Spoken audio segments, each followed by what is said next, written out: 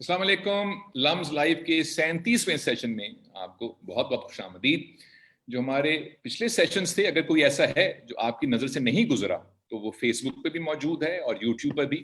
انہیں تلاش کیجئے اور ہمارے شرکا میں اور ایکسپرٹس میں بہت اچھی گفتگو ہوئی. بہت کچھ آپ کو سننے سمجھنے کا موقع ملے گا. یہ موقع ضائع مت ہونے دیں. آج ہماری گفتگو کے ساتھ جو سلوک ہونے جا رہا ہے اور میرے ساتھ جو سلوک ہونے جا رہا ہے، ہمارا آج موضوع بہت وسیع ہے. اس کا عنوان ہے چلو پھر سے مسکرائیں، پاکستان کل، آج اور کل. اب یہ اتنا بڑا موضوع ہے کہ اس پہ بہت ساری گفتگو ہو سکتی ہے. ہمارے آج جو مہمان ہیں ان کا پہلے تو پیج کی بہت بہت شکریہ. ہماری پہلی مہمان جو ہیں وہ پیشے کے اعتبار سے تو ماہر تعلیم بھی ہیں، استاد بھی ہیں، لیکن غیر روایتی بات یہ ہے کہ زندگی کی نبض پہ جیسے انہوں نے ہاتھ رکھا ہے اور جس زاویے سے وہ زندگی کو دیکھتی ہیں، ہمیں ان سے بہت سیکھنے کا موقع ملتا ہے. اور ان کی شاید ایک بہت بڑی خوبی یہ بھی ہے کہ وہ کرے بات تو ہر لفظ سے خوشبو آئے، ایسی بولی وہی بولے جسے اردو آئے. ہماری خوش نصیبی کے ڈاکٹر عارفہ سیدہ زہرا صاحبہ نے وقت نکالا. ڈاکٹر صاحبہ السلام علیکم. السلام. خوش رہیے، جیتے رہیے. بہت شکریہ. ہمارے دوسرے مہمان، جتنی میری عمر ہے اتنا ان کا تجربہ ہے. ان کا تعلق تو ہاسپٹیلٹی کے شعبے سے ہے، اس کو شاید مہمان نوازی کہا جا سکتا ہے، لیکن ساتھ ساتھ انہوں نے ایک اور کام جو ہے اس کا بھی اس کو دامن پکڑے رکھا، اور وہ ہے ٹریننگز کا.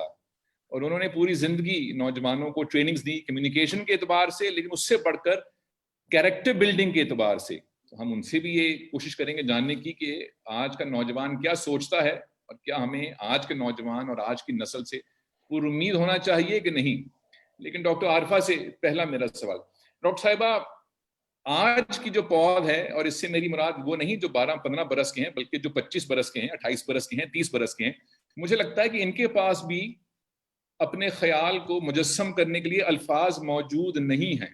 اپنی فکر، اپنی سوچ کو آگے پہنچانے کے لیے الفاظ موجود نہیں ہیں. وہ چاہے انگریزی زبان ہو، چاہے کوئی علاقائی زبان ہو، چاہے اردو زبان ہو. الفاظ کی ہماری زندگی میں کیا اہمیت ہے، اس پہ ذرا کچھ ہمیں بتائیے. بہت اچھا سوال آپ نے پوچھا ہے. میں ایک بات زندگی بھر سے کہتی آ رہی ہوں، آپ دونوں نے ضرور سنی ہوگی، کہ خیال کا وطن زبان ہوتی ہے. خیال بے وطن رہتا ہے جب تک کوئی زبان نہیں ہوتی، جیسا آپ نے کہا ہے. اور اس کی بنیادی وجہ یہ ہے کہ اب ہم لوگ اس بات پہ یقین نہیں کرتے کہ خیال کی تربیت کی بھی ضرورت ہے اور اس کے اظہار کی تربیت کی بھی ضرورت ہے. اظہار کی تربیت زبان کے بغیر نہیں ہو سکتی، چاہے وہ کوئی زبان ہو. اور آپ نے بہت صحیح کہا ہے، ہم ایک جملہ ایک زبان میں بڑی مشکل سے بول سکتے ہیں. اس کہیں نہ کہیں سے پھر کوئی یا تو اس قدر اندر احساس برتری کہوں اس کو، یا احساس کمتری کہوں، وہ اپنے اندر گھس گیا ہے کہ ہمیں یہ بتانا ہوتا ہے کہ ہم بہت زبانیں جانتے ہیں، اس لیے کسی زبان میں کچھ نہیں کہہ سکتے. میں اس معاملے میں بہت سنجیدہ ہوں اور اب رنجیدہ ہونے لگے. ایک عمر ہوتی ہے، اور یہ بات میں نے پچھلے دنوں بھی کہی تھی کہ ہم کب تک یہ بہانہ بنائیں گے کہ ہم ابھی تک انگوٹھا چوسنے والے قوم. آخر ہمیں کبھی بڑا ہونا ہے یا نہیں بڑا ہونا؟ تتلانے کی عمر چلی جانی چاہیے. زبان ہمیشہ دو چیزوں سے آتی، ایک مطالعے سے اور ایک استعمال سے. ہمارے ہاں دونوں چیزیں ختم ہیں، اور اس میں بہت ساری باتوں کا دخل ہو سکتا ہے، لیکن ایک دخل جو آج کل کی ٹیکنالوجی ہے، اور وہ جو جان عالم کا طوطا ہم اپنی ہتھیلی پہ لیے پھرتے ہیں، جس نے ہر زبان کی صورت بگاڑ دی.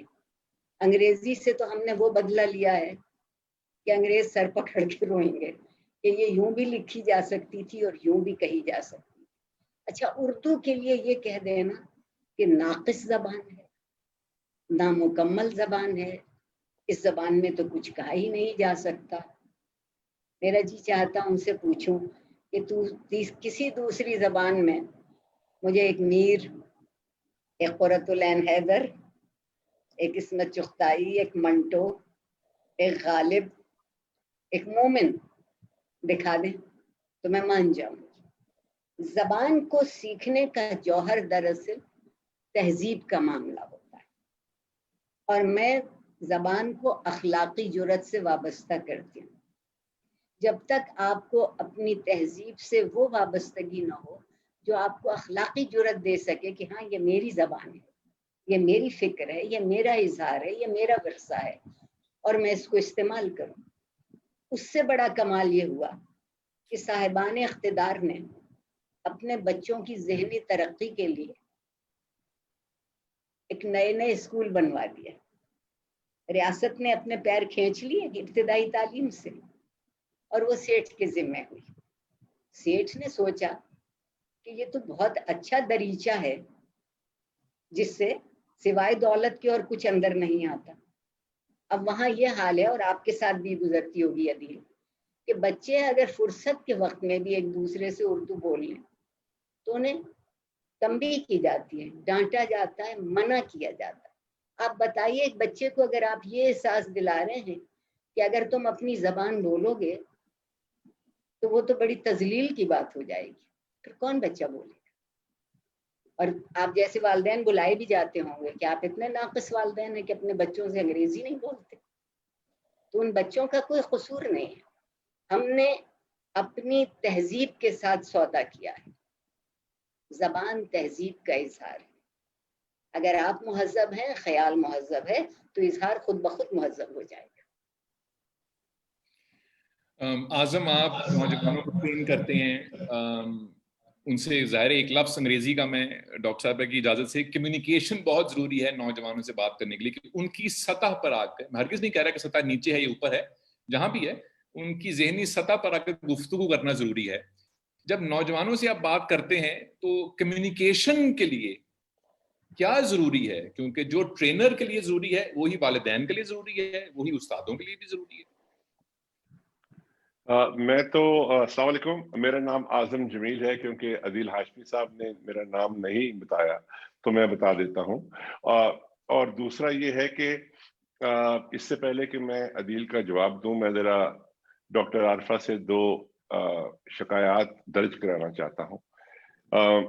مجھے ڈاکٹر عارفہ سے ملنے کی خواہش کوئی 2 سال سے تھی، اور 2 سال سے میں عدیل ہاشمی کی منتیں کر رہا تھا، اور یہ میرے سے عجیب کنڈیشنز لگا رہا تھا، جس میں رشوت بھی شامل تھی اور کھانے بھی شامل تھے اور مختلف چیزیں شامل تھیں۔ تو آج چلے اللہ تعالیٰ نے عدیل ہاشمی کو ناکام کیا اور مجھے کامیابی کی طرف لے گیا۔ اور دوسری جو شکایت تو نہیں ہے، دوسری جو عدیل ہاشمی کی اسٹریٹجی ہے وہ یہ ہے کہ اس کی ہمیشہ شکایت رہی ہے کہ میں بولتا بہت زیادہ ہوں، اور اس نے مجھے چپ کرانے کی بہت کوشش کی ہے، لیکن اس نے پھر یہ سوچا کہ ایک ہی طریقہ ہے کہ میں ڈاکٹر عارفہ کو اس کے سامنے لے آؤں، کیونکہ اب تو بولنے میں بھی گستاخی لگتی ہے کہ ڈاکٹر عارفہ کے سامنے کچھ بولا جائے۔ تو یہ تو عدیل ہاشمی کے 2 پوائنٹس ہو گئے۔ عدیل، کمیونیکیشن، یہ رونا یہ ہے کہ کمیونیکیشن پہ بہت زور ہے، کمپریہنشن پہ نہیں ہے۔ کمیونیکیشن والے بہت زیادہ ہیں، وہ گراف بھی بناتے ہیں، پاور پوائنٹ پریزنٹیشنز بھی بناتے ہیں، اور اتنے مشکل الفاظ بھی استعمال کرتے ہیں، کمپریہنشن کو بھول گئے۔ اور میری ساری پچھلے، حالانکہ آپ کو پتا ہے کہ میں نے کبھی ٹریننگ ایز اے پیشن کی ہے، میں نے ہزاروں اور لاکھوں بچوں کو پڑھایا ہے ایز اے والنٹیئر۔ میری ہمیشہ خواہش رہی ہے کہ کمپریہنشن بہت ضروری ہے۔ جب تک ان کو بات سمجھ میں نہ آئے، آپ جتنے قابل ہوں، جتنے آپ دانشور ہوں، اٹ ڈزنٹ میٹر۔ تو آج کل پرابلم یہ ہے کہ ہمارے جیسے لوگ جن پہ ٹریننگ کی ایک اعتماد ہے، لوگ ہمیں بلاتے ہیں کہ بچوں سے بات کریں، تو ہمارے پہ بہت بڑی ذمہ داری ہے۔ میرا خیال ہے ہمیں سوچنا چاہیے کہ جو میں کہہ رہا ہوں، اور میں تو 2-3 گھنٹے اچھی باتیں کر کے چلا گیا، اور لوگوں نے سیلفیاں بھی لے لی، آٹوگراف بھی لے لیے، لیکن آؤٹ کم کیا ہوا؟ ان کو کوئی سمجھ میں آیا کہ نہیں؟ اس پہ جو ہے نا ہمارے کمیونیکیٹرز وہ بہت کم زور دیتے ہیں، اور میری کوشش ہوتی ہے کہ میں اس پہ زیادہ توجہ دوں۔ یہ جواب ہے میرا مختصر سا۔ ڈاکٹر صاحبہ، آج سے کچھ ہی دن پہلے وہ دن گزرا جب ہم جھنڈے لہراتے ہیں پاکستان کے، 14 اگست، اور پھر مجھے اکثر سننے کو یہ ملتا ہے، بہت سے تجزیہ نگار، بہت سے ماہر تعلیم، بہت سے اپنے تئیں دانشور یہ کہتے ہیں کہ ہم بہت کنفیوزڈ قوم ہیں، اور بہت سے لوگ کہتے ہیں کہ ہم قوم ہیں ہی نہیں، ہم تو ایک ہجوم ہیں، کیونکہ ہم تو کوئی بات کسی کی سنتے نہیں ہیں، ہر کسی نے اپنی 1.5 اینٹ کی مسجد بنا رکھی ہے کسی نہ کسی بہانے سے، چاہے وہ کوئی سیاسی پارٹی ہو، چاہے وہ کوئی مذہبی مسلک ہو، کبھی کراچی لاہور کی کوئی جنگ ہو یا صوبوں کی جنگ ہو۔ میرا آپ سے سوال یہ ہے کہ اکثر میں سننے کو ملتا ہے کہ ہماری اپنی شناخت نہیں ہے، ہم شناخت بھول گئے ہیں۔ تو یہ شناخت کس شے کا نام ہے، اور یہ کہاں سے ملتی ہے، اور کتنے کی ملتی ہے، اور یہ کیسے حاصل ہو سکتی ہے کہ ہم اس کو خرید کر اپنے گھر میں سجا دیں اور جب کوئی پوچھے تو ہم کہیں بھی یہ دیکھو یہ شناخت لگی ہے ہماری؟ شکریہ۔ آج کل لوگ اسی فکر میں ہیں، کچھ لباس میں سوچتے ہیں شناخت آ جائے گی، کچھ سوچتے ہیں فرنیچر میں آ جائے گی، کچھ سوچتے ہیں گاڑی میں آ جائے گی، کچھ سوچتے ہیں جس پتے پر ہم رہتے ہیں اس پتے پہ ہماری شناخت آ جائے گی۔ تو آپ سوچئے ہم نے شناخت کو رکھا کہاں ہے؟ شناخت کی ایسی بے توقیری، ایسی بے وقتی شاید دنیا بھر میں کبھی کم ہوئی ہوگی۔ اور آپ سے میں یہ عرض کروں تو کہ تلخ بات ہے، شاید اعظم مجھ سے متفق ہو جائیں گے کہ وہ ایک بہت اچھی تربیت کرنے والوں میں سے ہیں، کہ یہ خیال ہم نے بڑی محنت سے 73 سال میں پال کے بڑا کیا ہے کہ ہماری شناخت کا مسئلہ الجھا ہوا ہے۔ بہت محنت کی ہم نے اس پہ۔ مجھے تو اپنی شناخت بہت آسان لگتی، جنوبی ایشیا کا مسلمان ہوں، اور وہ بھی بہت اچھا لگتا ہے، فخر ہے اس پہ۔ اور اس سے زیادہ فخر یہ ہے کہ جنوبی ایشیا کا ہوں۔ جنوبی ایشیا کی ایک بڑی خوبی ہے کہ یہاں بڑی تہذیبیں پلتی بڑھتی رہی ہیں جب سے کہ انسان کی یادداشت باقی۔ تو جو زمین تہذیب زرخیز کرتی ہے وہ صرف زمین زرخیز نہیں کرتی، وہ ذہن زرخیز کرتی ہے۔ ہم اس تہذیب سے منکر ہیں۔ ہم تاریخ بھی وہاں سے شروع کرتے ہیں جہاں سے ہمارا جی چاہتا ہے، ہوگی تاریخ اس سے پہلے کبھی ہمیں نہیں فکر، ہم تو وہاں سے پہچانیں گے جہاں سے ہمارا جی چاہتا ہے۔ یہ قانون فطرت کے خلاف ہے۔ انسانی تجربہ جو ہم سے پہلے تھا، انسانی عقل جو ہم سے پہلے تھی، انسان کا ذہن جو ہم سے پہلے تھا، وہ شاید اب سے کہیں بہتر ہے۔ موہنجوداروں میں لوگ شاور سے نہا رہے تھے، لاہور میں آج بھی نہیں نہاتے۔ تو سوچیے کچھ تو تھا تصور زندگی کی بہتری کا۔ اور پھر ایک ہمارے ساتھ اور کمال ہوا ہے، آج کل قابل گردن زدنی ہے، شاید آپ میری زندگی کے دن کم کروائیں گے کیونکہ میں جھوٹ تو بول نہیں سکتی۔ فتوے آسان ہو گئے، فتووں نے خوف زدہ کیا ہے۔ آپ سچ کہنے سے گھبراتے ہیں۔ میں کس کے پاس جا کے کہوں کہ جی میری شناخت کہیں اس سلسلے سے شروع ہوتی ہے، وہ مجھے فوراً یا کافر قرار دیں گے یا مرتد قرار دیں گے یا غدار قرار دیں گے۔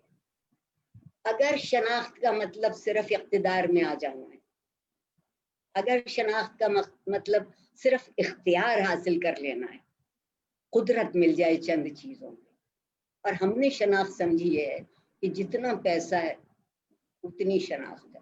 وہ سکندر اعظم بڑا بے وقوف تھا، انتہائی احمق، جو یہ کہہ کے گیا کہ جب میں مر جاؤں تو میرے ہاتھ کفن سے باہر نکال دینا، کہ وہ شخص جو دنیا کو فتح کرنے چلا تھا جب گیا تو خالی ہاتھ گیا۔ اچھا اب سوچئے کہ وہ دنیا کو دے کے کیا گیا؟ وہ خالی ہاتھ نہیں گیا، وہ دنیا کو بہت باتیں سکھا کے گیا۔ اور دینے کا مطلب ہم نے آج تک یہی سیکھا ہے کہ ابا کتنی کوٹھیاں دے جائیں گے، کتنی گاڑیاں دے جائیں گے، کتنی مل دے جائیں گے، لیکن ممنون رہنا اپنے نانا کے۔ تمہیں وہ دے گئے جو خریدا نہیں جا سکتا، اس کی خرید خون دل ہے، اس کی خرید ایک زندگی کی فکر ہے۔ ہم ہر چیز سے محبت کرتے ہیں سوائے زندگی کے۔ ایک دن زندگی سے محبت کرنے لگیں گے تو اپنی شناخت مل جائے گی۔ اور ہم بکھرے ہوئے لوگ ہیں اور ہمیں مزید بکھیرا جا رہا ہے۔ اور جب آپ کے ذہن میں خلفشار پیدا ہو کہ کس کو مانوں، کس کو نہ مانوں, کون صحیح کون غلط, تو شناخت تو بہت پیچھے رہ گئی, آپ کو اپنا نام یاد نہیں رہے گا.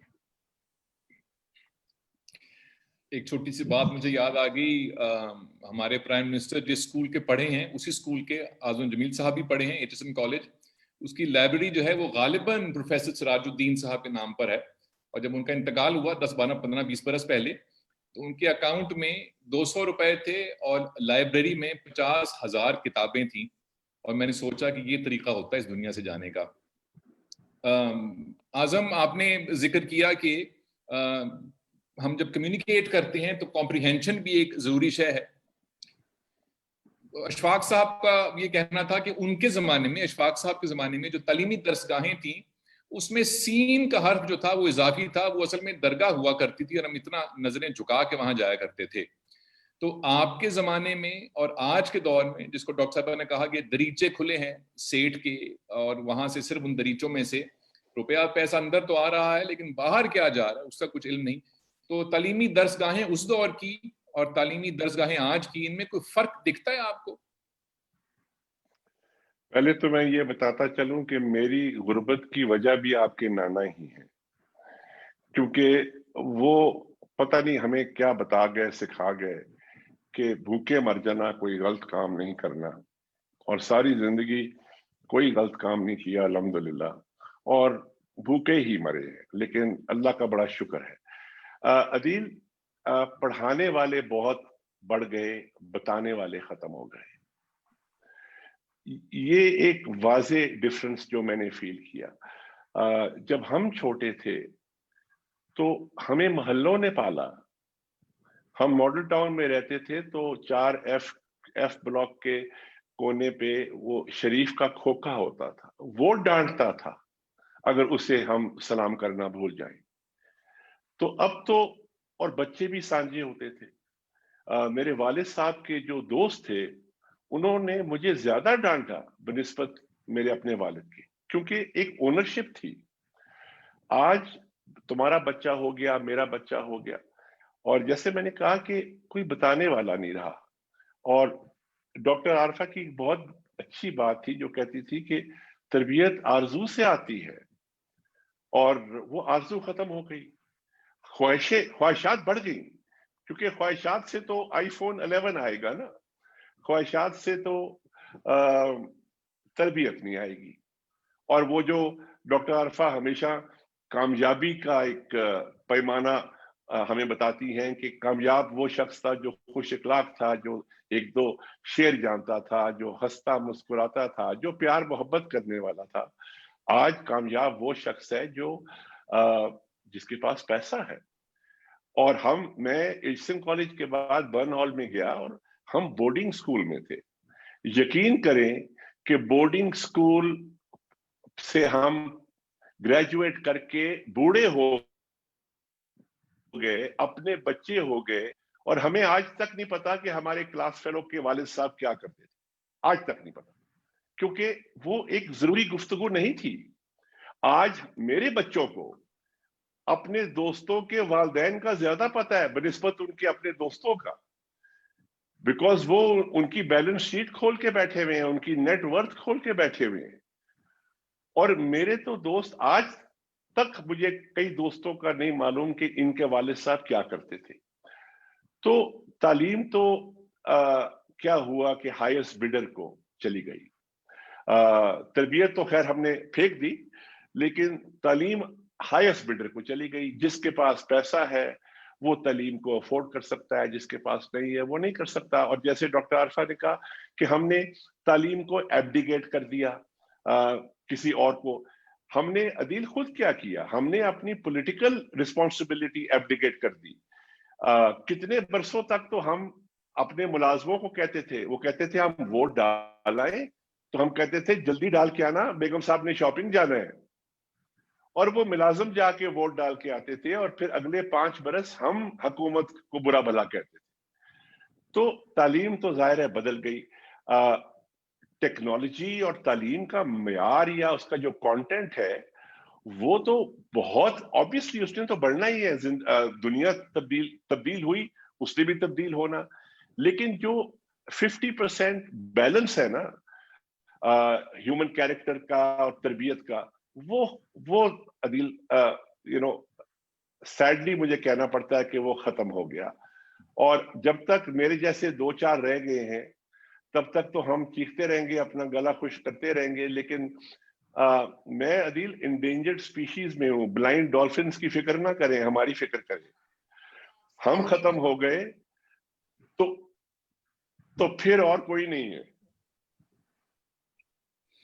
डॉक्टर आरफा, मैं तो जब माजी को देखता हूं तो शर्मिंदा तो नहीं होता, लेकिन हाल को देख के परेशान जरूर होता हूं, और मुस्तकबिल को देख के मेरी उम्मीद डगमगाती है। तो मेरी रहनुमाई करें और मुझे बताएं कि क्यों हाल से परेशान नहीं होना चाहिए, और आजम की बात सुन के कि क्यों मुझे मुस्तकबिल के ऊपर उम्मीद कायम रखनी चाहिए और मेरा ईमान कमजोर नहीं पड़ना चाहिए। आजम का बहुत शुक्रिया अदा करती हूँ, उन्हें कैसे मेरे दिल की बात पता चल गई, क्योंकि मैं हमेशा ये कहती हूँ कि इल्म जब तक तरबियत से वाबस्ता नहीं होता, वो चाहे किसी सतह का भी क्यों ना हो, तालीम नहीं होती, तालीम नहीं होती। हम अब सिर्फ इस बात पर हैं कि हमारे पास पैसा कमाने की कितनी आसानियां आ गई। आपने बड़ी अच्छी बात की है। ये आरिफा सैयदा दीवानी आज तक आरजुओं को पाल रही है, और बहुत सी दुआ यह है कि सारी आरजुएं मेरे रब मत पूरी कर देना, वरना फिर कौन सी चीज मुझे बेचैन रखेगी। ये जो जिंदगी में एक बेचैनी है, क्या चीज फिर मुझे बेचैन रखेगी?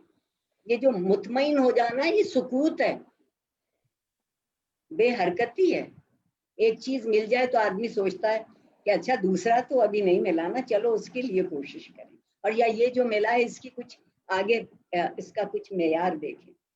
जो हमसे आरजू छीन ली गई, और बहुत अच्छा लफ्ज अजीम ने इस्तेमाल किया है कि हम एक इंतहाई हैवानी सतह पर जिंदा है, ख्वाहिशों की। मैं समझती हूँ ख्वाहिश हैवानी सतह है और आरजू एक अखलाकी सतह है। अल्लाह मियाँ ने सारा जन्नत और दोज़ख का तसव्वुर आरजू पर रख दिया, वो किसी ख्वाहिश पर नहीं है। आपने क्या किया कि माशरे में एक मीज़ान होती है हर चीज की। पहले मैं जिन्हें अपना महबूब कहती थी, अब सोचने लगी हूँ कि वो तो कहीं बेहतर थे जो दिन मैं आजकल देख रही हूँ उससे। शुरुआत उनकी है, शुरू उन्होंने किया, बीज उन्होंने लगाए, फसल हम काट रहे। और अगर कोई ये सोचे कि कांटे बो के गुलाब काटेंगे तो भूल जाएगी, वो भूल जाएगी, वो भूल जाएगी। और हम इस फिक्र में भी हैं कि गुलाब हमारे फार्म हाउसेज में खिले, मेरे जैसे इस फिक्र में रहे कि वो गुलाब हमारे दिल में खिले हैं, और वो गुलाब खुद खिलते हैं। अब मैं एक लफ्ज कहूंगी, लोग कह देंगे मैं बहुत रोमानी बातें करती हूँ, उन्हें ख्वाब देखना बहुत जरूरी है। जागती आंखों से ख्वाब देखना बेहद जरूरी है।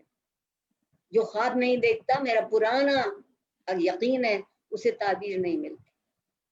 आपने ताबीर की गुंजाइश नहीं छोड़ी। जो खड़ा होता वो कहता है कि सिर्फ मैं दूंगा आपको, वो चाहे आपका सियासी लीडर है, वो चाहे आपका मजहबी लीडर है, वो चाहे आपके तालीम के मैदान में है, सबके सब मुख्तार कुल।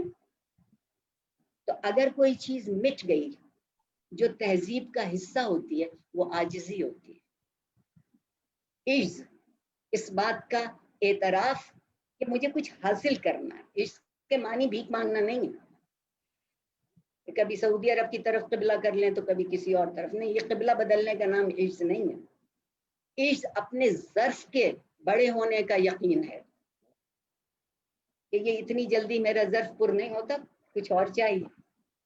उस कुछ और की तलब भी खत्म कर दी हमने। तो वो कहते हैं नहीं, जो आप बच्चों को देखिए जबरदस्ती ठूंसा जाता है उनके ऊपर। पहले कुछ सालों में हुआ कि सब इंजीनियर बने, सब डॉक्टर बने, तो नहीं, तौबा करो, छोड़ो, ये लफ्ज ऐसे ही खुला था, सब कॉर्पोरेट बिजनेस में जाए। अब उनकी समझ में आया ये भी कुछ नहीं हो रहा है। फिर आपने एक और काम किया, इस जिंदगी में तबका बंदी शुरू की तालीम से। अगर जिंदगी में इक्तिसाद, इकोनॉमिक्स, طبقہ بندی کرتی ہے تو وہ فرق مٹ جاتا ہے، کچھ دنوں میں مٹ جائے گا، کچھ سالوں میں آگے بڑھ سکتے ہیں لوگ۔ آپ نے کی تعلیم سے، ایک محکوموں کی تعلیم کے مدرسے اسکول ہیں اور ایک حاکموں کی، اور حاکموں کو یہ بات بہت راس آئی کہ پھر ان کا بچہ سیدھا باہر کی کسی یونیورسٹی میں چلا جائے گا۔ یہ جو آپ اخلاقی ظلم کرتے آئے ہیں، جس کے لیے ہم نے کبھی نہ کبھی کوئی نہ کوئی وجہ ڈھونڈ لی ہے، اور میں ایک بات برملا کہتی ہوں کہ جو لوگ یہ بہانے ڈھونڈتے ہیں بہت بزدل لوگ۔ آپ کو اپنی نسل سے کہہ دینا چاہیے کہ ہمارے پاس بس اتنا ہی ہے اور ہمیں تمہیں اسی میں پروان چڑھانا ہے، اور تم ہماری، اور ہم نے کیا کیا جو عظیم کہہ رہے ہیں بات، اور آپ نے بھی کہی، مکالمہ ختم کر دیا۔ ہمارے مکالمے کی یہ مانیے جیسے اس وقت میں بول رہی ہوں اور آپ دونوں سن رہے ہیں، یہ مکالمہ نہیں ہے۔ تو یہ جو ہمیں ایک سمجھ میں آ گئی ہے، تھانے دار ہونا ہے، چھڑی اٹھائی سب چپ، نہیں، معاشرے کو کھلنے بھی دیجیے، کھلنے بھی دیجیے۔ اور میں یہ بات یقین سے کہہ سکتی ہوں، اعظم شاید میرے ساتھ شریک ہو جائیں گے، کہ جب میں اس ملک میں پل بڑھ رہی تھی تو میرے دل میں کوئی خوف نہیں تھا، کوئی خدشہ نہیں تھا، مجھے نہیں معلوم تھا میرے باپ کی تنخواہ کیا ہے، ہوگی کچھ، بالکل میں اور میرے ساتھی ایک جیسا رہتے تھے، ایک جیسا کھاتے تھے، سب کے گھروں سے وہ ایک ہی ڈبے میں ایک جیسا دوپہر کا ناشتہ کھانا جو کہہ لیجیے وہ ساتھ جاتا تھا اور سب مل کے کھا لیتے تھے۔ اس وقت کوئی میک ڈونلڈ سے اور کوئی پیزا ہٹ سے ڈیلیوریز نہیں ہوتی، ہمارا تو بس نہیں چلتا کہ اپنے گھروں کے باہر ہم ڈالر چپکا دیں۔ یہ جو ایک کمظرفی ہمارے اندر آئی ہے، اور کمظرفی اس لیے آئی کہ ہمیں کسی نے تربیت نہیں دی۔ اس وقت کے کھاتے پیتے لوگ بھی انہی پتوں پر رہتے تھے جن پر ہم جیسے عام لوگ رہتے تھے۔ اور آپ نے کیا اچھی بات کہی، اس وقت معاشرہ تربیت کرتا تھا۔ آپ دکاندار کو سلام نہ کریں، خانچے والے، حتیٰ کہ وہ جو خاکرو آپ کی گلی صاف کرنے آتا تھا، آپ اس کو سلام نہ کریں اور یہ نہ پوچھیں کہ کیا حال ہے، کل تم نہیں آئے تھے، خیریت تھی۔ یہ ایک تعلق پیدا کر رہے تھے ہم اپنے معاشرے سے۔ اب ہمارے معاشرے سے کوئی تعلق نہیں، تو جب آپ تعلق ختم کر دیں گے تو شناخت، تسلسل، تعلیم، تربیت سب بے معنی لفظ ہیں، اور لوگ اس کو سمجھیں گے کہ شاید میں بالکل بیکار باتیں کر رہی ہوں، لیکن میں یہ بات یقین سے کہہ سکتی ہوں اپنے اس عمر کے جھٹ پٹے میں کہ میں نے ایک بہت خوش اور مطمئن زندگی گزاری، اور میرے رب نے اس کے بدلے مجھے بہت عزت اور محبت دی۔ آمین۔ جو بھی کیا، جتنا بھی کیا، وہ نیک نیتی اور اخلاص سے کیا، اس کے پیچھے کسی نوٹ کی خواہش نہیں تھی۔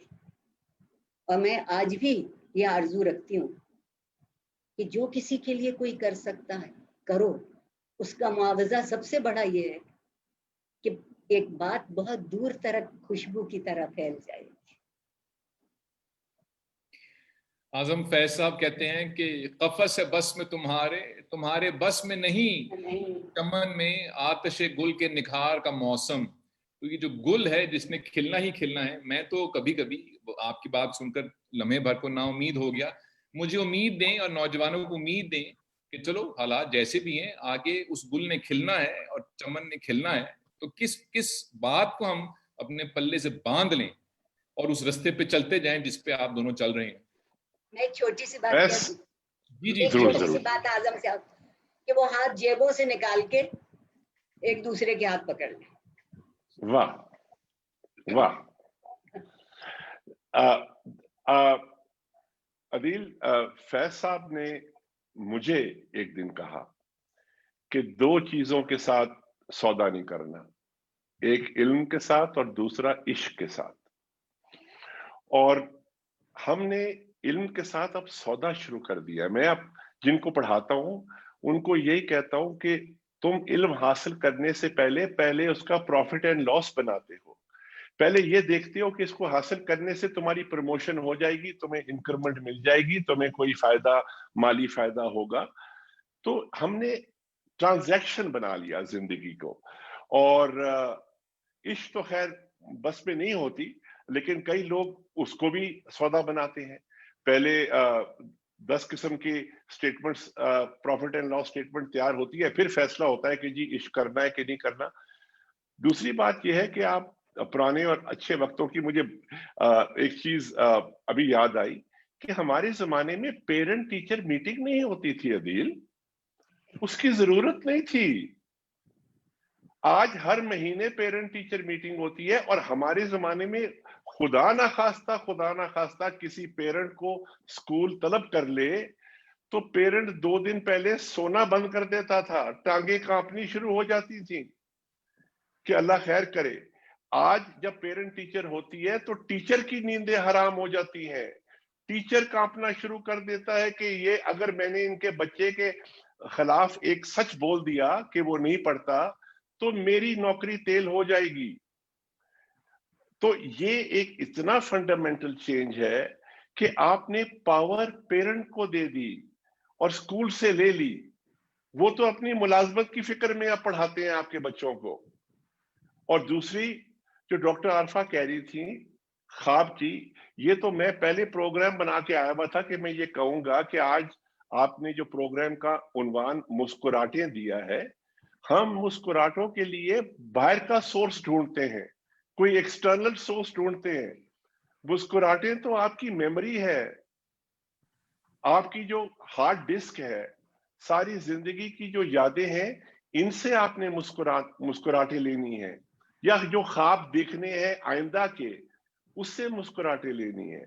हमें तो नेटफ्लिक्स के बगैर और एंटरटेनमेंट के बगैर मुस्कुराहट नहीं मिलती। अब हमें, मैं आपको शायद बता चुका हूं कि मैं 10-11 साल का था तो डैडी घर पे आए और डैडी ने मेरे से अंग्रेजी में पूछा कि व्हाट आर यू डूइंग, तो मैंने कहा आई एम गेटिंग बोर्ड। तो आगे से कहने लगे getting bored is an insult to yourself.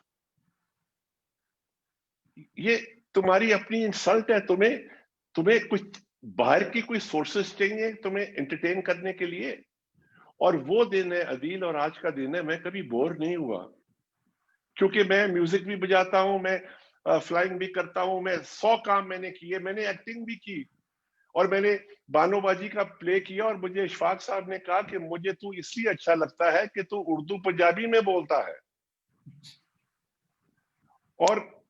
और मैंने कहा इशफाक साहब फिर मेरा तलफ़ुज़ ठीक कर देना। कहते खबरदार, यही तो तेरी खूबसूरती है, इसको बरकरार रखना, तू उर्दू पंजाबी में ही बोलना। और आज जब मैंने अपने दोस्तों को बताया कि मैं डॉक्टर आरफा के सामने हूं तो उन्होंने कहा अपनी उर्दू दुरुस्त कर लो। मैंने कहा 50 साल में नहीं हुई, अब 2 घंटे में हो जाएगी। तो ये अब क्या मैं रोऊं अदील, मैं क्या रोऊं, मैं क्या कहूं। डॉक्टर आरफा जरा सा आगे बढ़ाना चाहती हूँ। बेहद अच्छी बात कही उन्होंने कि हमने सारे रिश्ते जो है वो कारोबारी रख लिए हैं। जिस चीज से भी है, इल्म से है, तहजीब से है, अखलाक हमारा मसला नहीं रहा। क्योंकि अखलाक हमारा मसला नहीं रहा इसलिए जबान हमारा मसला नहीं रही, इसलिए जबान हमारा मसला नहीं रही। जो चाहेंगे कह देंगे। उस वक्त अगर अब्बा से भी कुछ जाके कहना होता था तो कमरे के बाहर खड़े होकर 2 मिनट सोचते थे कि अच्छा कौन सा लफ्ज कहना है और कौन सा लफ्ज उनके सामने नहीं दोहराना। खैर, जो ये आप ट्रांजैक्शनल कह रहे हैं, हमने तो अपने खुदा से भी बैंक का हिसाब रखा हुआ है। 50 दफा पढ़ोगे 500 का सवाब मिलेगा, 500 दफा पढ़ोगे 5000 का सवाब मिलेगा, 5000 सवाब पढ़ोगे 5 लाख का सवाब मिलेगा। और अगर ये सब कर लोगे तो जन्नत पे तो तुम्हारे दस्तखत हो गए, तुम ही उस मोहर को जाके खोलोगे, कोई दूसरा तो खोल नहीं सकता। क्या गिनती है, ये क्या गिनती है। मेरे आका रसूल अल्लाह सल्लल्लाहु अलैहि वसल्लम ने कहा था कि जिस किसी ने उसको एक दफा मोहब्बत से पुकार लिया वो सुनता है। शर्त है मोहब्बत, और मोहब्बत भी ट्रांजैक्शन है। मुझे तुमसे मोहब्बत बहुत है, मगर ये बताओ कि अब्बा जहेज में क्या देंगे, तुम साथ क्या लेके आओगी। और फिर कैसे अच्छे चूल्हे पाकिस्तान में बनने लगे कि जब बहू खाना पकाए तो फट जाते, जब सास उस पे खाना पकाए तो कभी नहीं फटते। एक टेक्नोलॉजी का जो इतना हमने बड़ा कमाल हासिल किया। देखिए, हम जिंदगी नहीं गुजारते, हम जिंदगी نہیں گزارتے، ہم لمحے ٹالتے ہیں، یہ گزر جائے، یہ وقت گزر جائے، بس چپ رہو، یہ وقت گزر جائے، پھر جب اتنا چپ رہتے ہیں تو پھر بولتی بند ہو جاتی ہے، اور لوگوں کی سمجھ میں آ جاتا ہے کہ ان کی بولتی کیسے بند کی جائے۔ اور میں اعظم سے متفق ہوں کہ اگر آپ کے پاس تہذیب کا کوئی ورثہ آپ کے اندر نہیں ہے، کچھ یادیں نہیں ہیں، کچھ تصورات، یادوں سے مراد یہ نہیں ہے کہ آپ ماضی میں جا کے ان کے گلی کوچوں میں ڈھونڈتے پھریں، نہیں، ماضی سے آپ کے تصورات بنتے ہیں، اور اگر ماضی نہ ہو تو ترقی نہیں ہو سکتی۔ ماضی واحد تجربہ گاہ ہے جو ہمیں بتاتی ہے کہ یہ تجربے ہوئے، اور حال جو آپ کہتے ہیں، حال ہمیں پرکھنا سکھاتا ہے کہ یہ تجربے نہیں اتنے اچھے ہوئے تھے، یہ بہتر ہوئے تھے، انہیں آگے لے کے چلتے ہیں۔ ہم تو یہ سنتے ہیں کہ پیچھے جو کچھ ہوا سب اس قابل ہے کہ اسے غتربوت کر دو، اب ہم پھر نئے سرے سے لکھیں گے۔ 73 برس میں ہم ابھی تک الف ہی لکھ رہے ہیں، ابھی بے تک نہیں پہنچے۔ 73 برس ذہنی زندگی میں پختگی کے دن ہوتے ہیں، شعور کے دن ہوتے ہیں، احساس کے دن ہوتے ہیں، جب آپ احساس کی بجائے جبلت سے زندہ رہنا شروع کرتے تھے۔ اگر مشکل لفظ ہے تو ترجمہ کرتی ہوں، انسٹنکٹ۔ تو انسان انسٹنکٹیو لائف کے لیے نہیں پیدا کیا ہے، جبلی زندگی کے لیے نہیں پیدا کیا۔ ہمیں تو یہ بھی سکھایا گیا کہ بھوک لگے تو یہ دیکھ لو کہ جو برابر والا بیٹھا ہے اس نے بھی کھایا یا نہیں، جانوروں کی طرح اپنا کھانا کھانا مت شروع ہو جانا۔ لیکن ہم جبلت کے، اور اس کی ضرورت محنت طلب ہے۔ آپ کے رہبر کو جو بھی ہو، جس میدان کا ہو، استاد ہو، مولانا صاحب ہوں، سیاسی لیڈر ہوں، کوئی ہو، ان کو یہ سیکھنا ہوگا کہ یہ تبرہ کرنے سے بچ جائیے۔ وہ سمجھتے ہیں جب ہم دوسروں کو برا کہتے ہیں تو ہمارا قد بہت بڑا ہوتا ہے۔ میرے سامنے جب کبھی کوئی شخص کھڑا ہو کے دوسروں کو برا کہنا شروع کرتا ہے، میرے لیے اس کا قد چھوٹا ہوتا جاتا ہے، اور چھوٹا ہوتا جاتا ہے، اور کہ اپنے پاس کچھ نہیں تھا سوائے اس کے جو غلطی ہو گئی، جو گزر گیا، اس کو پھر سوچئے کہ کیا ہے۔ لیکن ایک تو سب سے زیادہ تختہ مشق تعلیم بنتی ہے، اور تعلیم میں تربیت کا کوئی ذکر نہیں ہوتا۔ آپ کو کیا ذہن چاہیے؟ وہ جو بات کو سمجھ سکے، وہ جو لفظ سے لطف اٹھا سکے۔ آپ کسی دن کہیں ایک اچھا لفظ پڑھ لیتے ہیں تو میں تو 3 دن اس کے سرور میں رہتی ہوں، وہ میرے ذہن میں گونجتا رہتا ہے ایک اچھا لفظ، اور اس لفظ سے پھر کتنے خیال جنم لیتے ہیں۔ ہمارے یہاں نہیں، یہ غلط ہے۔ جو کتابیں لکھی جاتی ہیں، جو بچوں کو پڑھایا جاتا ہے، وہ جو غریبوں کو آتا ہے، جو قدرت نے بھی انہیں جو جوہر دیے ہیں، یہ تعلیم اس جوہر کو بھی مٹاتی ہے۔ سبحان اللہ۔ ہمارے 2-3 دوست ہیں، ان کے سوالات ہیں، وہ میں آپ دونوں کے سامنے رکھنا چاہتا ہوں۔ نادیہ حسیب پوچھ رہی ہیں، اعظم اگر آپ اس کا جواب دے دیں، where do we start from in the correction process؟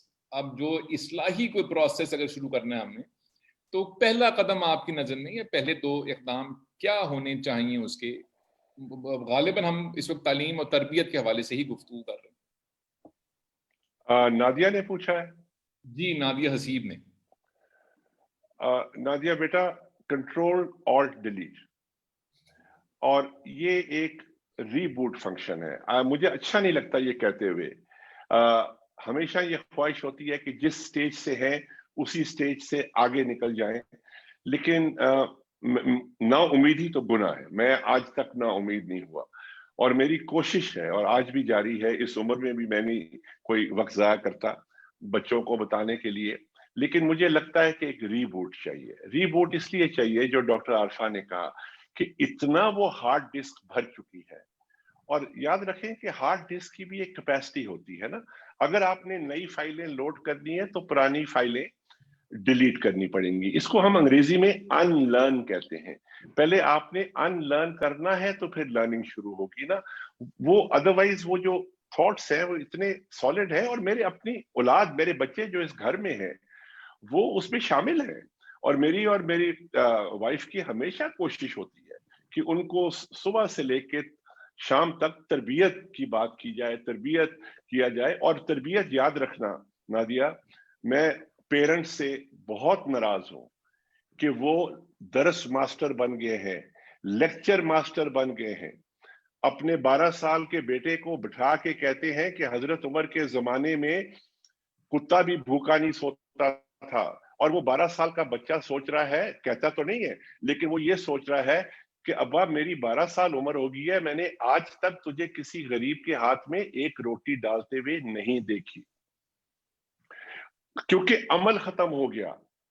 ہمارے باسز، جب میں نے نوکری شروع کی تو میں نے اپنے باسز سے جو بھی سیکھا وہ ان کو کرتے ہوئے دیکھا تو سیکھا، اور وہ کرنے والے بند ہو گئے.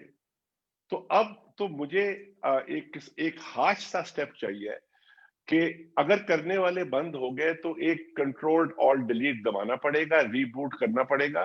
اور یہ لمبا سفر ہے. جس چیز نے 70 سال لگائے خراب ہونے میں، وہ شاید 70 سال لگائے ٹھیک ہونے میں. مجھے تو نہیں علم اس کا، لیکن یہ آسان کام نہیں ہے. ڈاکٹر صاحبہ ہماری دوست ہیں سارا پرویز، وہ آپ سے پوچھ رہی ہیں کہ آج کے دور میں ایک اچھا سکول جو ہے وہ کیسا ہونا چاہیے؟ کیا کس کو کہیں گی آپ کہ یہ ایک اچھا سکول ہے؟ ایک سکول کی عمارت میں سکول ہونا چاہیے. پہلی شرط جب وہ دروازے سے داخل ہو تو اسے یہ نہ لگے کہ وہ کسی ایک بہت اچھی کوٹھی، بڑے اچھے مکان، بہت سجے سجائے محل میں داخل ہو. بہت سادہ، بہت آسان، بہت معمولی. پہلی بات اسے یہ سکھائی جائے کہ یہ مکان اہم نہیں ہے، اس مکان میں جو سکھایا جائے گا وہ اہم ہے. اور جو سکھانے والے ہیں ان سے میری دستبستہ گزارش ہے. استاد کو ہم نے لا کے کھڑا کیا ہے جہاں ہم نے اس سے مطالعہ چھین لیا. اسے وہی کہے جو درس کی کتاب میں لکھا ہے اور وہی کہے جو اس کا جواب لکھا ہے. تو سوچنے سمجھنے کی صلاحیت پہلے استاد سے چھینی تو وہ شاگرد تک کیسے جائے گی؟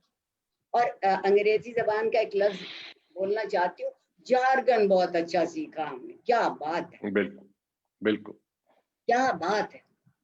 جارگن سے کچھ نہیں ہوتا. اور آپ اس بچے کو پنپنے دیجئے. اگر وہ آپ کو ٹوک کے ایک بات پوچھتا ہے تو مت کہیے کہ گستاخ ہو، مجھے 30 منٹ میں اتنا پورا کرنا ہے. سوال پوچھنا گستاخی نہیں ہے. وہ بچے ڈر جاتے ہیں کہ ہم پوچھ نہیں سکتے.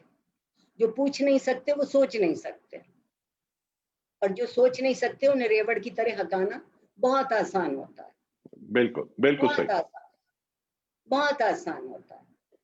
ہمارا سارا زور کس بات پر ہے؟ یونیفارم کیسی ہوگی، کتابیں کیسی ہوں گی، فرنیچر کیسا ہوگا. باہر کے ماحول کو تو خوشنما بنا رہے ہیں آپ. خدا کے لیے اپنے اور اس کے اندر کے ماحول کو بھی خوشنما بنا لیجیے. آپ سے کوئی سوال وہ پوچھ لے جو آپ کے مضمون کے متعلق نہ ہو تو آپ اس کو کہہ دیتے ہیں کہ یہ میرا معاملہ نہیں ہے. میرے جیسا نالائق استاد اس سے کہتا ہے کہ آج مجھے نہیں معلوم، میں کل اس کو معلوم کر کے تم تک آؤں گی تمہارا سوال کا جواب دوں. تو ایک اعتبار بڑھتا ہے. اس شاگرد کو استاد بھی اپنے جیسا لگنے لگتا ہے. اسے بھی نہیں آتی بہت سی باتیں، یہ بھی سیکھتا ہے. مگر ہم نے تو ہر چیز پہ مہر لگا دی ہے. سیکھنا آرام ہے. ایک پہلے رضوی صاحب تھے، اب ایک اور رضوی صاحب فیس بک پر آئے ہیں جو ایک انتہائی اسلامی کنگھا لائے ہیں لے کر. وہ کنگھا لے لیجئے، سارے مسئلے حل ہو جائیں گے. بتائیے تو صحیح، کیا سکھا رہے ہیں ہم زندگی میں؟ کیا سکھا رہے ہیں؟ قرآن کہتا ہے لیسا للانسان الا ما سعی. تمہیں اتنا ہی ملے گا جتنی تم کوشش کرو. اور کوشش نہیں ہے، کچھ کو تحفے ملتے ہیں، کچھ کو خیرات. یہ جو معاشرے کی تقسیم آپ نے کی ہے، ایک کو اتنا اعتبار دے دیا جس کے وہ قابل نہیں، اور دوسرے کا اتنا اعتبار چھین لیا کہ وہ کوشش نہیں کرے گا. وہ ہاتھ پیر اپنے توڑ کے بیٹھ جائے گا کہ میرا تو اس معاشرے میں کوئی مقدر ہی نہیں. ایک اچھا اسکول وہ ہے جو اپنے بچوں کی صلاحیت کو سمجھتا ہے اور اس صلاحیت کے حساب سے اس کو تعلیم دینا چاہتا ہے، اس معیار کے مطابق نہیں جو کہیں بڑی بڑی کتابوں میں لکھا ہے یا آپ کے اس جادوئی ڈبے میں لکھا ہوگا کہ آپ اس میں سے اتار کے دیکھ لیں۔ اپنے دل کی بات کہیے ان سے۔ میں اسی لاہور میں پلی بڑھی۔ عدیل میں کچھ کہہ سکتا ہوں؟ جو ڈاکٹر عارفہ کہہ رہی ہے اسی کے سلسلے میں میں نے عرض کرنا تھا کہ یہ جب اسکول کوٹھیوں والے اسکول تھے نا تو میں نے ان کے خلاف ایک مہم شروع کی ہے۔ میں ایک اکلوتی آواز تھا اور میں بولتا تھا، تو میں کہتا تھا کہ تم بچوں کو سپورٹس نہیں کھلاتے، اس لیے میں خلاف ہوں کوٹھیوں والے اسکول میں۔ تو مجھے کہنے لگے لیکن بچے تو جم چلے جاتے ہیں۔ تو میں نے کہا تمہارا کیا خیال ہے کہ سپورٹس جو ہے وہ فزیکل فٹنس کے لیے؟ میں نے کہا آپ کو پتا ہے کہ یہ سپورٹس واحد چیز ہے جو ایک بچے کو ہارنا سکھاتی ہے۔ عدیل، ہم ہارنا بھول گئے، اور جب ہم ہارنا بھول جاتے ہیں تو اس کا اپوزٹ کیا ہے؟ میں انگریزی میں بتاتا ہوں، اس کا اپوزٹ ہے وننگ ایٹ آل کاسٹ۔ اس سے کوئی ڈینجرس چیز ہو سکتی ہے، خطرناک چیز ہو سکتی ہے معاشرے کے لیے، جب آپ اپنے بچے کو یہ کہتے ہیں کہ you have to win at all cost. تو اب کیا ہوا کہ جن ایک دو اسکول کے ساتھ میری شکایتیں، انہوں نے پھر کچھ برس کے بعد ایک پرپس بلڈ اسکول کھول لیا جس میں گراؤنڈز بھی تھیں اور کھیلنے کی۔ تو اس اسکول کی انتظامیہ نے پھر مجھے چائے پہ بلایا۔ میں نے کہا پتہ نہیں میں کوئی چیف گیسٹ ہوں یا کیا ہوں۔ تو جب میں وہاں گیا تو وہ مجھے باہر لے کے گیا اور انہوں نے مجھے وہ میدان بتائے جو ویران تھے۔ عدیل، ایک بچہ نہیں تھا اس میں۔ کہتے تم ہم سے لڑتے تھے نا، اب ہم نے گراؤنڈز بنا دیے۔ کوئی پیرنٹ بچے کو سپورٹس بھیجنے کے لیے تیار نہیں ہے، کوئی ایک پیرنٹ بچے کو، کیونکہ ٹیوشن ہونی ہے، کیونکہ 9 اے آنے ہیں، 5 اے آنے ہیں۔ میں نے جب اپنا او لیولز کلیئر کیا اور میں نے ڈیڈی کو فون کیا، دفتر میں تھے، تو میں نے کہا میرے او لیول کا رزلٹ آ گیا، تو آگے سے کہنے لگے پاس یا فیل۔ میں نے کہا پاس، تو انہوں نے فون بند کر دیا۔ And of discussion.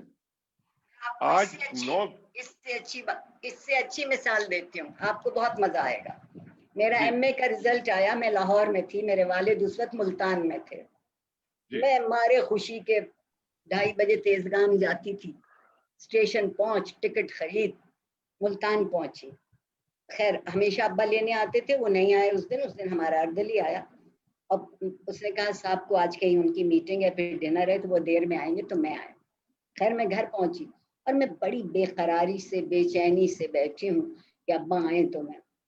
پاپا آئے، ان سے میں کہنے لگے کیسے آ گئی تم، تمہارے آنے کی پہلے تو کوئی خبر نہیں تھی۔ میں کہا پاپا میرا رزلٹ آ گیا، نتیجہ آ گیا میرا۔ بولے اچھا کیا ہوا؟ بہت شرما کے بڑی ہمت جمع کر کے میں نے کہا پاپا میں نے وہ یونیورسٹی میں میری پوزیشن پہلی ہے۔ کہنے لگے وہ تو ٹھیک ہے مگر تم نے پڑھا بڑا کچھ نہیں۔ سبحان اللہ۔ ہماری ایک دوست ہے جمیل، وہ پوچھ رہی ہیں، اگر آپ دونوں اس کے اوپر جواب دیں مجھے معلوم ہے کہ لطف آئے گا، کہ والدین کی اب کیا ذمہ داری ہے؟ کیا والدین ہی استاد ہیں؟ ان کی کیا ذمہ داری ہے بچوں کا جو برتاؤ ہے ان کی تعلیم میں؟ تو اعظم پہلے آپ بتا دیں اور پھر ڈاکٹر صاحب آپ، والدین اب کیا کریں؟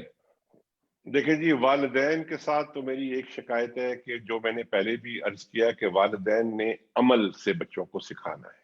بیکاز لیکچر اور درس تو ان کو اسکول کالج میں مل جاتے ہیں، باقی گوگل دے دیتا ہے اور جو رہ جاتا ہے وہ نیٹ فلکس دے دیتا ہے۔ تو والدین نے عمل، اگر بچے کو کوئی چیز کروانی ہے تو خدا کے لیے اس کے سامنے خود کر دیں، 2 دفعہ کر دیں اور کہانی ختم ہو جائے گی، کسی لیکچر کی ضرورت نہیں ہوگی۔ میں نے جب اپنی پہلی نوکری جوائن کی نا عدیل، تو اتفاقاً وہ ایئر مارشل نور خان کے دفتر میں تھی، اور اس شخص سے پورا پاکستان ڈرتا تھا، اور ایک 23-24 سال کا بچہ ایئر مارشل نور خان کے دفتر پہنچ گیا۔ تو پہلے دن مجھے کہنے لگے کہ اگر میں کوئی ایسی بات کروں جو تمہیں اچھی لگے یا کوئی ایسا کام کروں تو تالی مت بجانا۔ تو میں نے کہا جی کیوں؟ تو کہنے لگے کیونکہ تالی بجانا تماش بینوں کا کام ہے اور تم یہاں تماش بینی کے لیے نہیں آئے۔ اگر میری کوئی بات اچھی لگے تو اس کو کرنا شروع کر دینا، Why can't you emulate me? Don't praise me. ہم تو جج بن گئے, یا کسی کی تعریف کی یا کسی کو دوزخ پہنچا دیا, یا کسی کی تعریف کی یا کسی کو کنڈیم کر دیا. تو ہمیں جج کس نے بنایا ہے؟ تو پیرنٹس بھی جج بن گئے. پیرنٹس تو عمل کریں اور بچوں کو عملاً سکھائیں. اور میرا ایمان ہے کہ اگر پیرنٹس خود وہ کام کریں گے تو یہ ناممکن ہے کہ بچہ نہ سیکھے, ان کو فالو نہ کرے. ڈاکٹر صاحب مجھے آپ سے ایک اور سوال میرے ذہن میں آ گیا, بلکہ اس کے علاوہ ایک بات ذہن میں آئی. ابھی 2-4 منٹ پہلے اعظم جمیل نے یہ درس دیا سب کو, والدین کو اور بچوں کو, کہ اسپورٹس کھیلیں. تو میں بتا دوں کہ اعظم جمیل پاکستان کی ٹینس ٹیم کے بھی پلیئر رہ چکے ہیں اور سوئمنگ کے بھی پلیئر رہ چکے ہیں. تو وہ جو فیض صاحب کا مصرع ہے, جو خود نہیں کرتے ہدایت نہ کریں گے, اس پہ یہ خود پورے اترتے ہیں.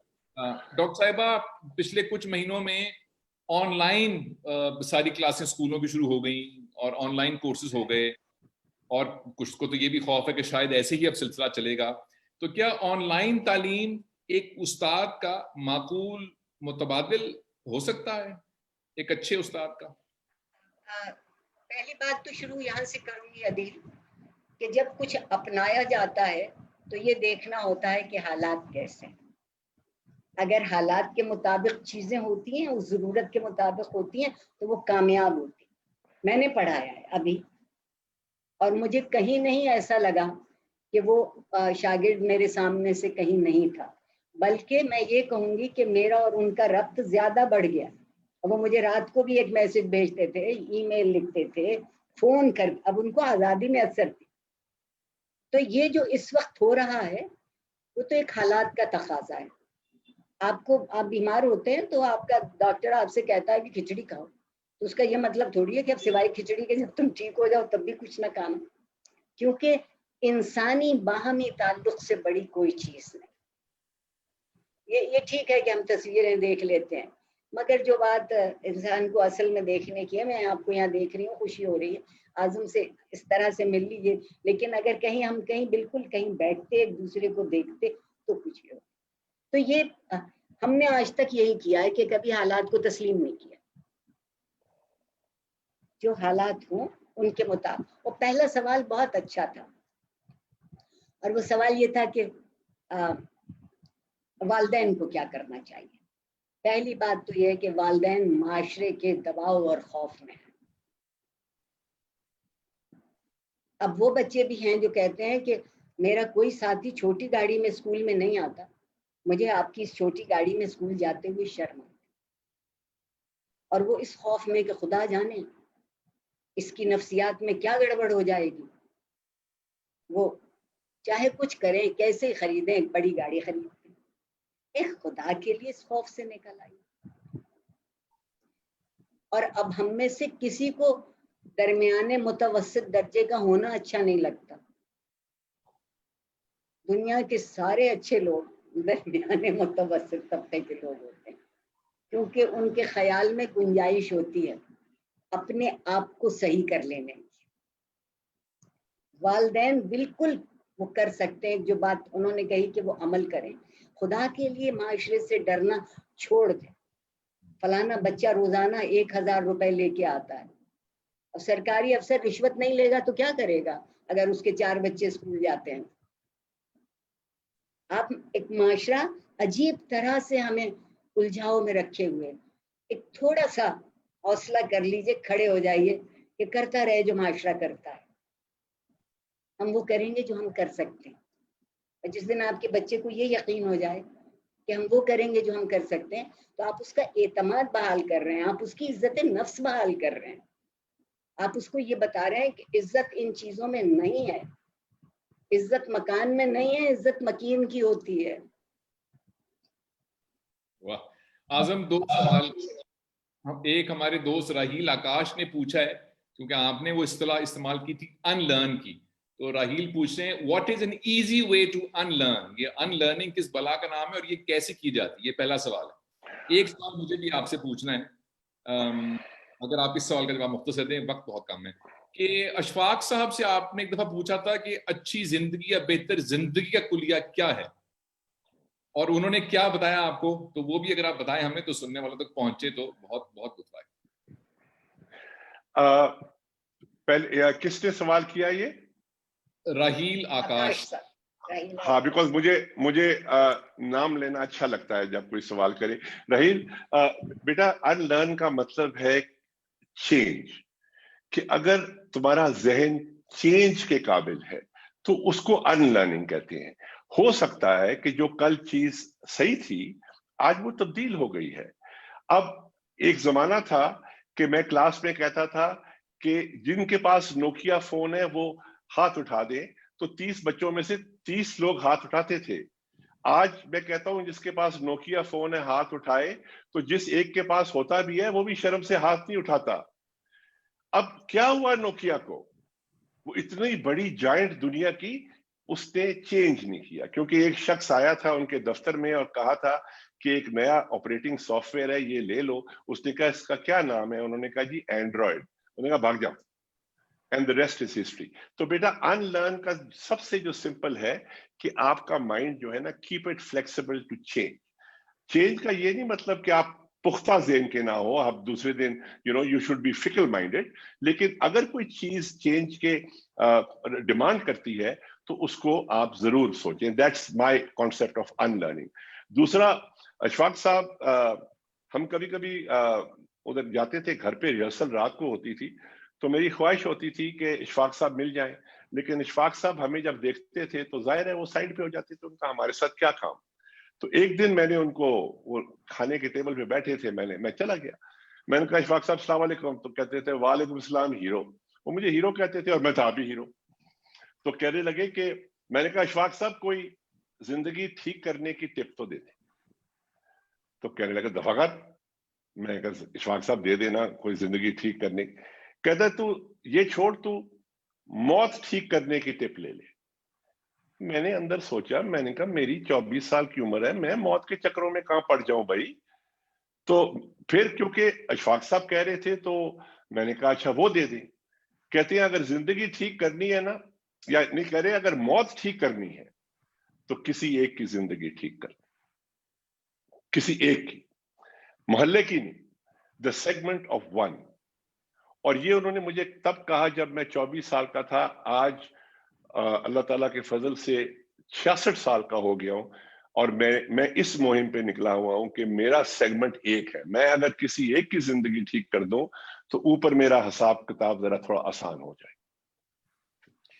डॉक्टर साहब, आखिरी सवाल आपसे, जो मुझे लगता है कि इस मुल्क में बिल्कुल ये चीज नापैद है, और मेरा जी चाहा कि मैं आपकी राय लूं इसके ऊपर, और वो ये है कि फैज साहब ने तो ये लिखा कि चांद ने झुक कर कहा और जरा आहिस्ता।